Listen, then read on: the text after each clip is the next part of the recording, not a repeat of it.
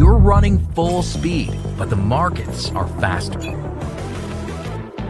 Quasar Markets Live brings the world's top financial minds to you. Everything you need to know in one place. Learn from elite educators and gain a competitive edge, leveling the playing field for you. Join the conversation. Quasar Markets Live. Here we go, Dr. Ellman. How are you this morning? We're about to do some serious option talk here, right? I'm doing great, and always good to speak with you, Steve. I love this. Well, I'm going to get right to it because this is top level options call writing, and you are the master at this. So I'm going to let it go. I'm just going to pull the stage up here. You can probably see your document here ready to go. I'm going to let you go and have fun, man. Okay, thanks, Steve. Well, over the years, I've seen investors with options talk about which stocks are going to get the best premium when we're selling options. And they tend to go for that. And that's just one of the criteria that you should be using in terms of option return. But there are so many other factors that will keep capital preservation in mind. So in today's discussion, Steve, we're going to talk about how to set up our option portfolios using a few different metrics that will enhance our returns and protect our capital. Specifically, we'll talk about stock selection. Which underlyings are we going to use in our covered call trades? Also, diversification, not only by stock, but by industry as well. Also, how much cash are we going to allocate per position? So if we had a stock trading at $200, we would have far fewer shares in our portfolio than one at $20 a share. So we're going to show you how we can factor that into our portfolios as well. And finally, calculations. Before we enter any option trades, we have to know what is our goal? What is our initial time value return goal range? Because if we don't know that, we won't know which strikes to select. So we're going to do all of these metrics with 6 real-life covered call trades that I executed. And we're going to be using several reports that we produce for our premium members and 2 spreadsheets. So if we can move on to the next slide.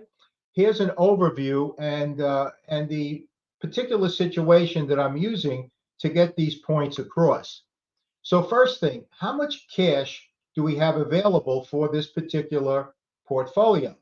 In this particular discussion, we're going to use 150,000. Now, some portfolios could be a lot less, some could be a lot more, and all of the principles that I'm discussing will apply to all of them. But the one I'm going to show today is 150, and we're going to use 6 underlying securities. 5 of them are going to be, actually 4 of them are going to be stocks, and 2 of them are going to be exchange traded funds. Now, of these 6 securities, 3 of them I'm going to select from our weekly stock screen and watch list, which we produce for our members on the weekends. My team starts working on it after 4 p.m. Eastern time on Friday, and it's published on our member website about midnight on Saturday.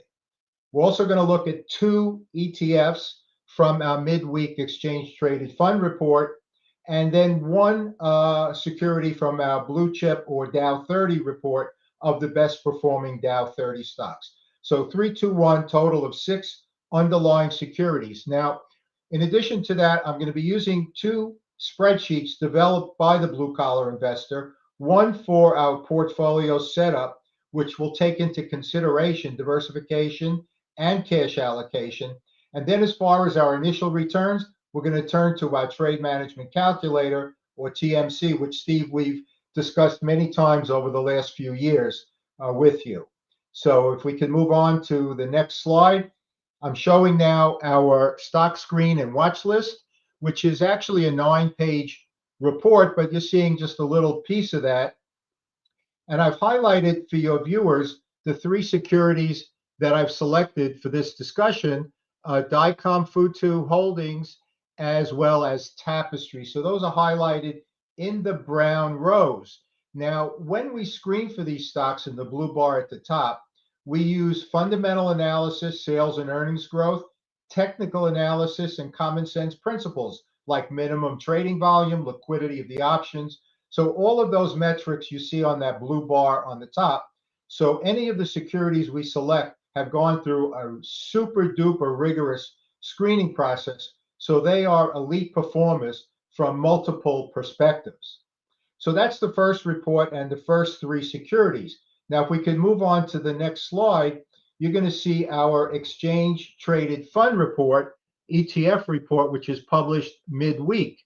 And the ETF report uh, is the best performing exchange traded funds that are non-leveraged and have a minimum trading volume, adequate option liquidity. So these are the best performers that have also outperformed the S&P 500 in both 1 and 3 month time frames. So XLK, the Spider technology, and XME, the mining security, are the two that I selected for this particular presentation. So we have 3 from the stock report and now 2 more from the exchange traded fund report.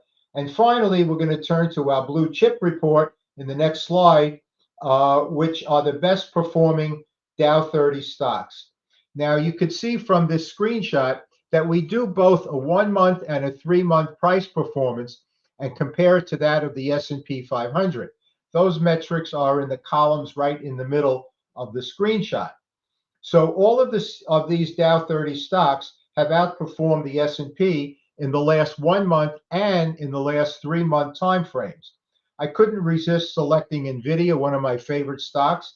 So from this particular report, we're going to be using NVIDIA. So 3 from the stock report, 2 from the ETF report, and then 1 from this blue chip, which is a 4th stock, the Dow 30 report. And those are the 6 securities we're going to be using in this discussion. So we can move on now to the next slide, which you can't read, and I can't either. So why did I even put this up here? Well, I want to give you an overview of our portfolio setup spreadsheet, and then we'll hone in on each of the sections. But I want to give you an idea what it looks like as a whole.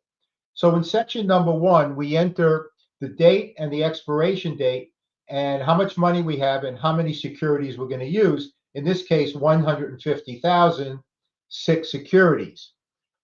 We also enter the expiration date, which you'll see shortly. And you can barely read it, but there's a little yellow area there, which the spreadsheet will tell us how much cash to set aside for potential exit strategy executions. You'll see that in an upcoming slide. Section 2 is simply instructions for the spreadsheet. We can move on to section 3 now on the left hand side of the slide. And that is where you enter your trades in the blue cells, and then the white cells will calculate for us. Down on 4 gives you your returns for that portfolio and how much cash is used.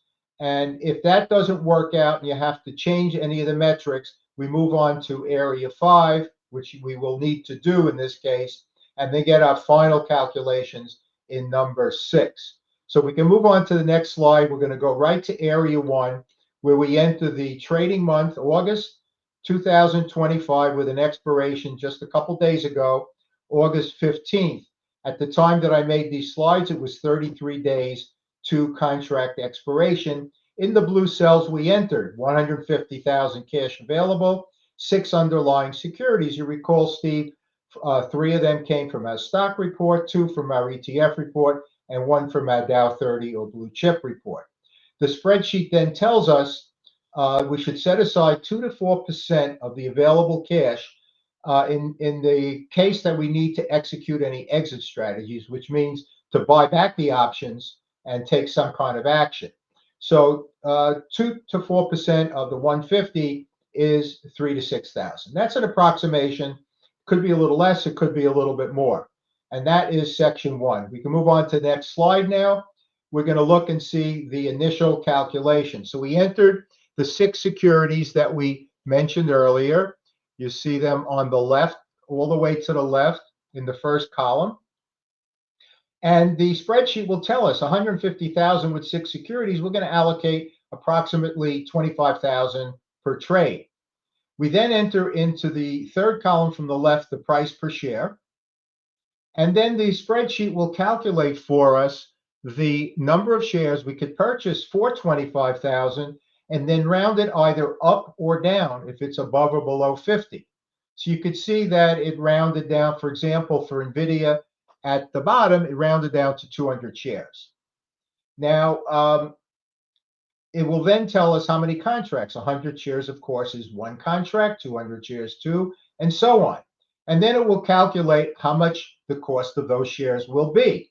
You could see all the way to the far right on this screenshot, we entered the industry that those shares are in, making sure we don't duplicate industries. We want to have appropriate stock and industry diversification. Now, this is the first trial run.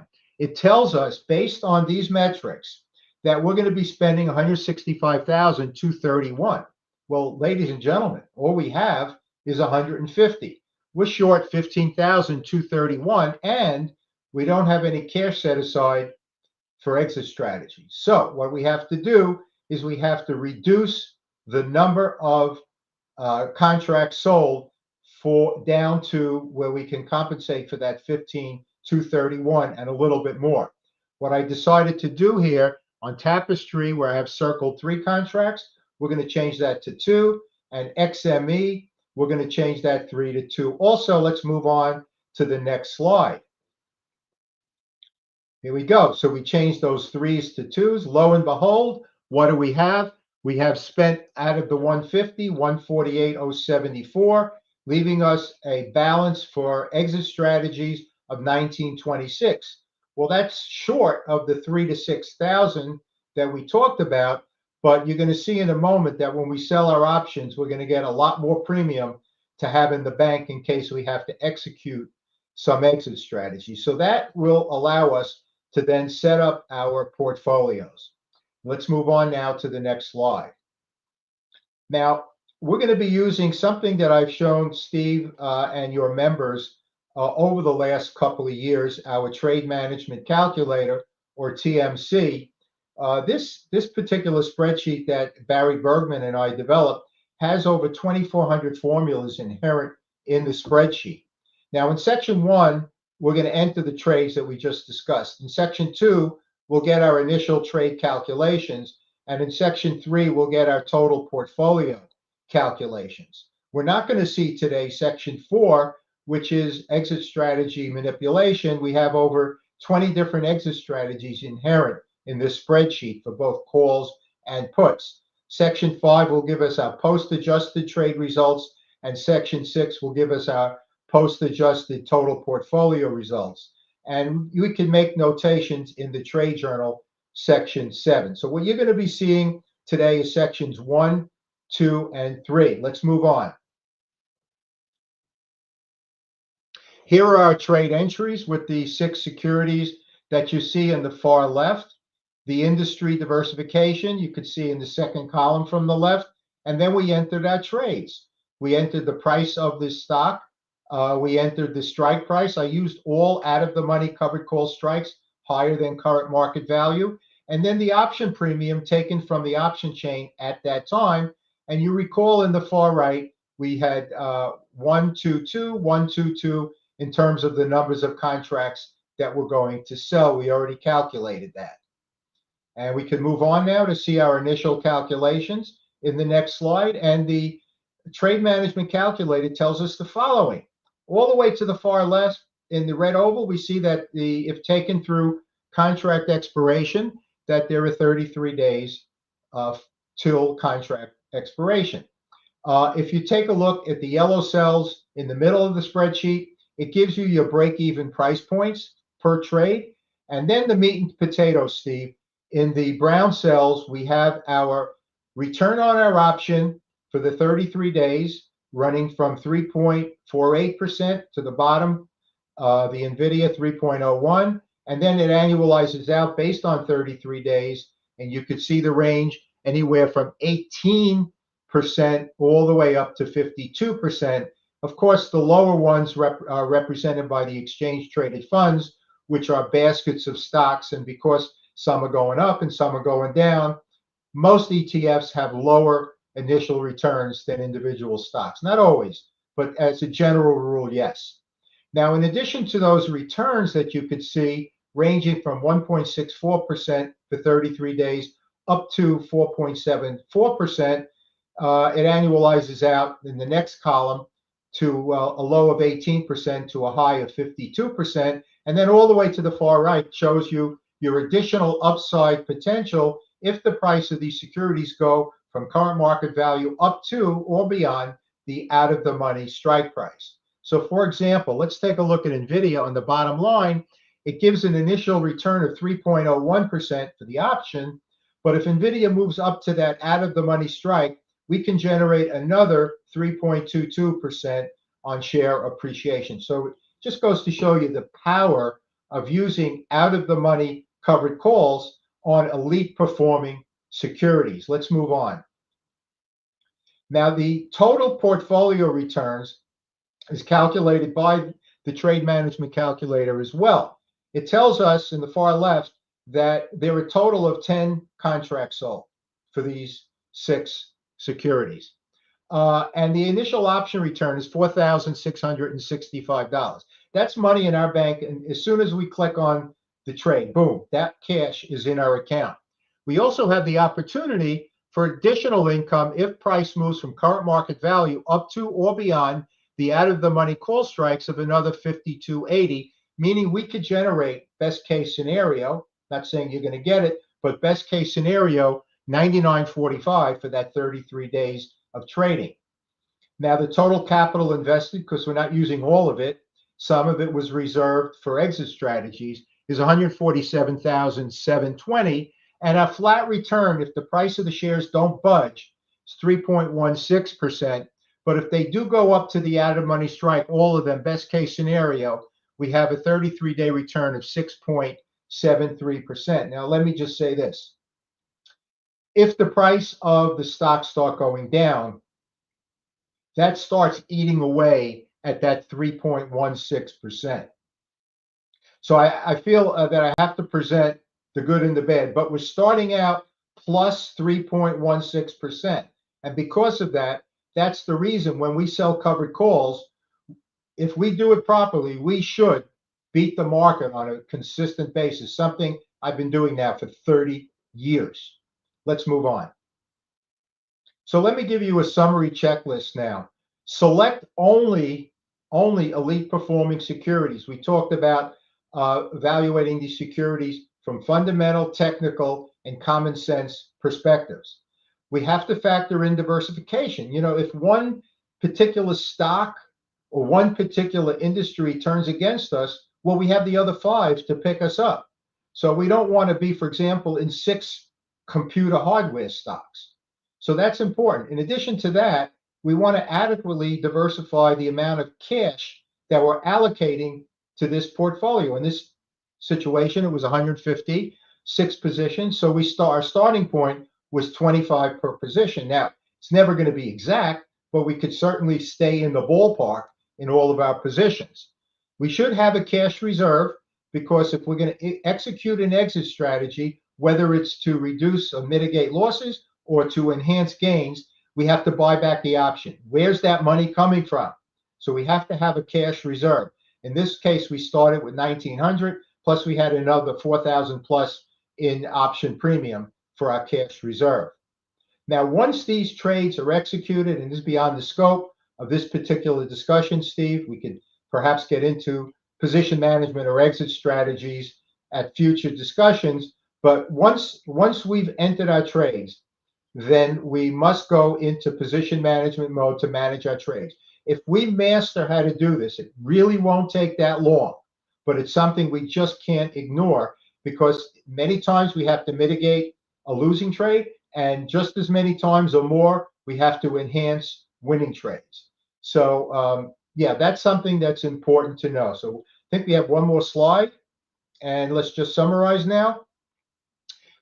In order to set up our option portfolios, we have to have the proper tools and spreadsheets, whether it's from the blue collar investor or elsewhere. You have to have that available to help you set up your trades.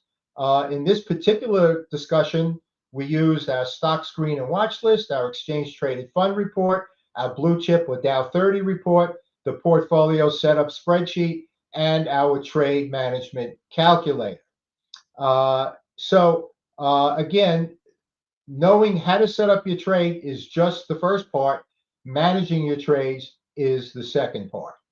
So, Steve, that kind of summarizes my presentation for how to set up your portfolios. I hope your viewers got some good information out of it. It's something that I've learned myself over the past 3 decades. You know, making mistakes along the way and then fixing them. So the information I'm giving to you, and really to you, or your large audience, is information that I've developed over a long period of time.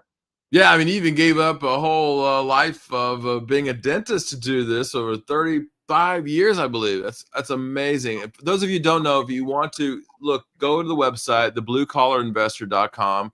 Click on that link there. Sign up for Dr. Ellman, lovingly called Alan. Look, let's be honest. A lot of times we don't really understand options. Those of us who've been in the options for a long time, we do. But we think that education is the key to understanding options. And in doing so, Dr. Ellman has laid it all out for you and can go even deeper for you. Sign up, go to bluecollarinvestor.com, and we appreciate that. Alan, we'll see you later, man, next week. Good speaking with you, Steve. Take care.